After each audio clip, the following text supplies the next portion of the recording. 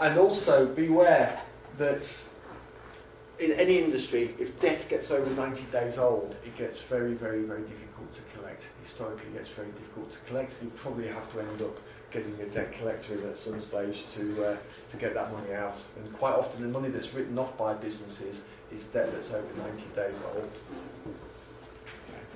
So some tips in terms of managing your debtors, your clients' payments. Yeah, invoice promptly.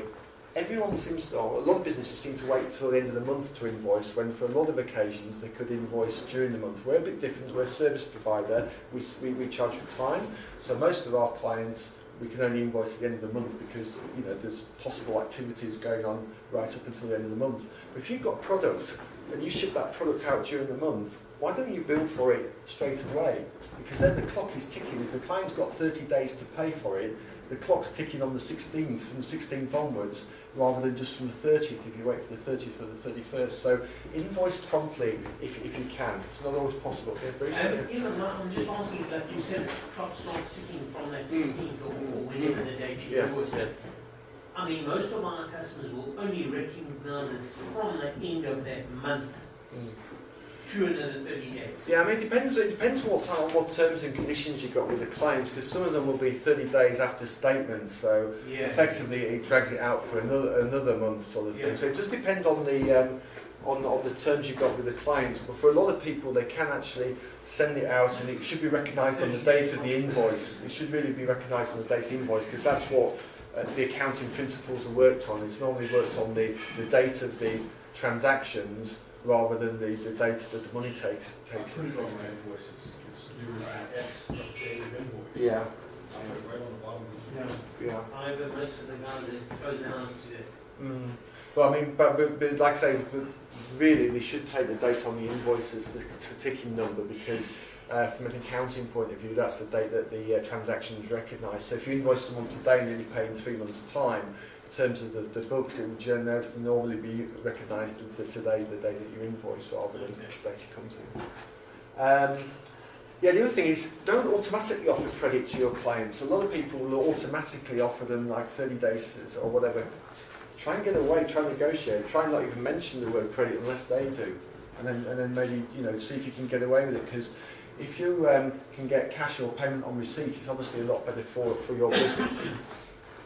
Sorry, And then instead of, sorry, go on, Andrew. I mean, the individuals seem treated like that, but most businesses that we deal with don't even ask about credit, because they just assume that they're only going to pay you 15 days or 30 days after statement. They don't even talk about that. Like, well, your invoice only arrives at the end of the month. Yeah, but what does your quotation say? For example, do you say generically? We for service, because our terms are 7 days from invoice. That's what we don't offer anything else. Yeah. And most companies ignore it. Well, I mean, they shouldn't, because if it's in your quotation and your quotation accepted, that is the law's not the right word. That is the rules, if you like, of engagement between the supplier and the contractor. So to suddenly then turn around and say, we're assuming it's 30 days or whatever, that wasn't agreed to in terms of the quotation. Or at least that's how I'd see it.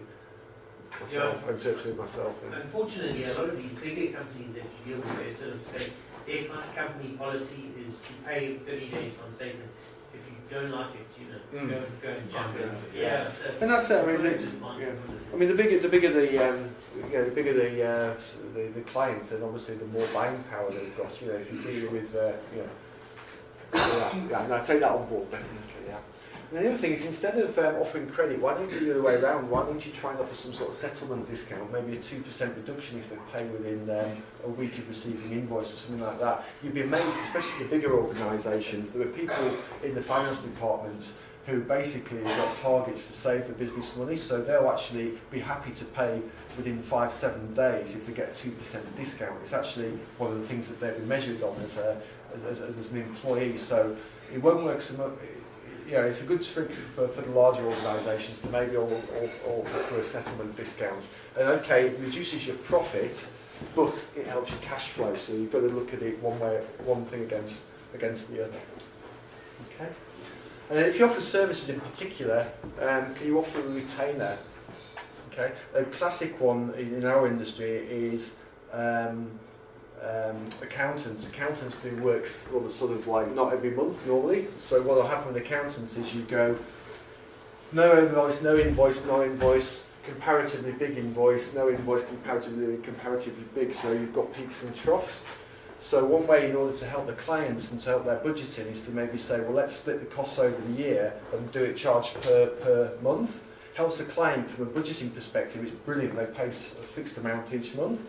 But then from your point of view, it's good because hopefully you've got your regular cash coming in. You can predict that cash coming in, and hope sometimes you might actually be getting money effectively in front of providing some of those services as well. So that's a model to look on to help cash flow. Okay, basically, for each, I'm predicting cash flow in this model for each month in advance, yeah, but people can do it for each week of the month. So each column could be the first week, the second week, the third week, the fourth week of the month. But here, I'm taking cash flow prediction for March, April, May, etc. So at the top, I've literally got categories of potential types of money that might hit my business. Some months it'll be applicable, some months it won't. Okay? And remember, this is a predictor, so it's not going to be 100% accurate in terms of, well, hopefully it is in terms of the Excel formula. It's not going to be 100% accurate because you're predicting what's going to happen. And that's why you need to regularly go through these numbers and update them in order to see what's happening. One week you might be predicting an excess amount of cash, but then the prediction based on this client paying might change because they missed the payment deadline, in which case you have to take that money predicted to be coming in out, and it might actually put you into a negative situation. Okay. So then we take the money out, and at the bottom we basically work out the deficit for the month. Then we add the opening balance. The opening balance is the cash that we had at the beginning of the month that we physically had to be able to spend, and then we have a closing balance at the end of the month. So let's say, for example, income is predicted at 50,000, expenses is predicted at 30,000. That's obviously 20,000 rand more that we're expecting for the month to have than we need. Okay, so that will give us 20,000 there. Add our opening balance, we only had 1,000 rand left in the bank account into hand, so that's 21,000 rand of surplus for the month.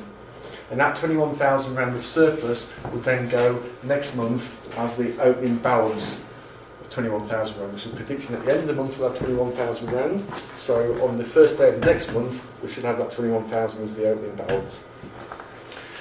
And it's as simple as that is the tool for using, to be able to calculate cash flow. The trick is really and simply just to keep updating it and not to try and avoid the issue. Okay. The more that you use it, it's great. Otherwise, it's like going away from it. You've been on a training course, it sounds brilliant, you go away, you don't use it, and it's worthless. Okay, so some tips, quickly some tips. Okie dokie. Update the cash flow predictor regularly. Like I say, if you just do it once a month, it's not going to be good enough because your picture, as you're forecasting at the beginning of the month, is going to change either positively or negatively during the course of the month. So review your cash flow predictor regularly. Yeah? Ideally daily, it's not always realistic, but at least maybe do it weekly, yeah? And then maybe instead of looking at each month, split it into weeks of the month. Okay? Be pessimistic, okay? Because things don't happen, yeah? We can all be optimistic and say every client's going to pay on the first day, for example. We know it's not going to happen. So be pessimistic. If you plan pessimistically and you can make a plan for getting through the pessimistic forecast, then if it's more optimistic, you're okay. Whereas the other way around, you've got to plan. Try to predict price increases. So not everything's going to have the same fixed cost each month. Electricity goes up, most products and services go up. So when you're forecasting it, try and predict price increases. I mean, like fuel oil's going up, isn't it, for example. And try not to draw a salary that your business can't afford. Otherwise you get into a vicious circle of taking money out of the business, putting it back in, and it gets confusing. Beware of large clients paying slowly. That can have a heck of an impact on your cash flow, and in particular if you're reliant on tenders, etc., and you get the money very late, then that's going to have a real impact on your, not necessarily on your profit, but on your cash flow. Okay. And people very often in their cash flows forget that they need to buy stock. sounds like a bit of a stupid thing to say and an obvious thing to say, but people quite often forget that they've got to buy stock. So the stock on here wouldn't be stuff that you buy on credit, it would be stuff you're buying cash for in the month, or payments that you have to make this month for previous goods that have come in. And like I said before, as your business grows, do you have more negotiating power with suppliers? Is your business more attractive to them because it's bigger, therefore they'll give bigger pricing or better terms? You know, maybe you had to pay cash on delivery. Maybe now you're big enough that you can ask for 30 days terms, which would help your cash flow. Okay. And if people do have problems or see a problem with the cash flow, then maybe sometimes it's better to be honest and just be upfront with suppliers and say, look, I'm going to have to make a plan, maybe I can skip a month or whatever, can you help me? And people, you might be surprised how well people would take that, because at least they can then put it into their cash flow and their predictions. It's when clients, a client will say to you, I'm going to pay tomorrow honestly, next day, I'm going to pay tomorrow, I'm going to pay tomorrow. That is a nightmare. If someone was more upfront and said, this one's going to be a squeeze, can I only pay half or whatever, at least you can make a plan. And like I said, the whole emphasis on this is where the cash flow goes negative in your predictions is to be able to make a plan for those periods. Okay. I mean, generating generating a cash flow, thinking about how it works, what it is, etc. It's simple. It's a simplistic term really, is cash flow, but the managing of it is more difficult. Yeah. Generating cash to keep the business going operationally is just as important as having a good profit on your income statement at the end of the month. Otherwise, you can't function. Yeah?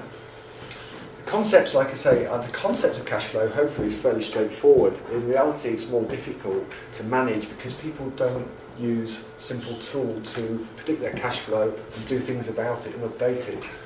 Okay? And as the business owners, it's our responsibility to manage our cash flow.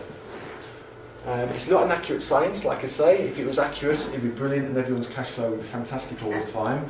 It isn't an accurate science, but you can get it fairly good if you keep updating and updating. Okay? And that's where disciplined approach really is required. Regularly update it, and also set yourself goals. If you've got a deficit coming up, set yourself the goal, maybe you're collecting some of the money that's owed to you, a bit harder than you might have done in order to try and get an extra 20,000 rand in collections than you might have done this time of the year. Set yourself goals to try and get through the deficit. It's not always possible, but if you don't set a goal, you won't hit it. And then remember in the back of your mind, as you walk away from here, that poor cash flow does kill businesses. So cash flow is an important topic. So I'll happily email you the tool, but if you don't use it, then your business is going to be at risk, or a lot of businesses here will be at risk of failing because of poor cash flow. Over half of businesses that fail do so due to poor cash flow in South Africa. Cool, so that's me. So if you email me at ian@assuredbookkeeping.co.za, then I'll happily send you that cash flow predictor, and then just change the categories as necessary, change the weeks, the months to weeks, etc. And you've got a little tool there for cash flow. So hopefully that helps a little bit. It's a bit of a gloomy subject.